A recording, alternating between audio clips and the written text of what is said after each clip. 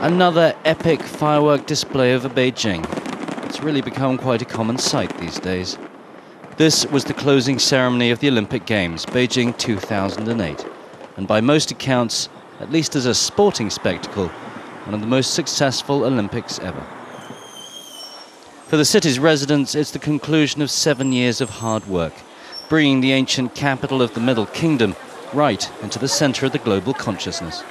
Yeah, it's fun and show the world how Beijing is, the modern Beijing and also the traditional Beijing.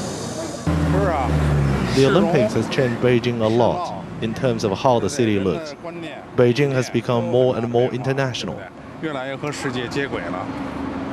legacy left by the Olympics is clear.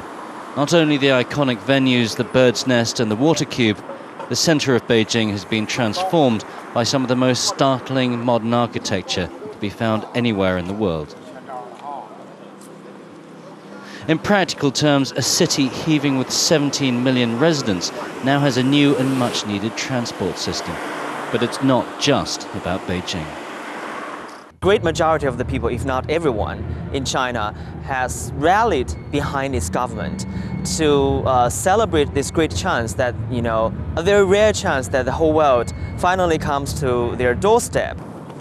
Nonetheless, China faces huge challenges in the coming years. Ethnic unrest has been simmering in the West, threatening the Olympic flame before it even reached China. And 1 million people remain homeless after the earthquake in Sichuan. For the most part, dissension and protest were muted throughout the Olympics, but anti-government voices are speaking out more and more. And even the economy, for so long a miracle marveled at by the rest of the world, may finally be slowing too. China's learning that globalization has its disadvantages. So will the success of the Games help China paper over the cracks? Some think not. For the past 7 years, China has had two national ideologies. One has been money and conspicuous consumption, and the other has been the Olympics. So what has effectively happened is the Olympics has replaced communism, or it's replaced Maoism, or it's replaced a national ideology. It's been something that everybody has lived for. Nonetheless, the Games illustrate China's growing power on a global scale. In a way, as the Olympics may have changed China, maybe China will have changed the Olympics.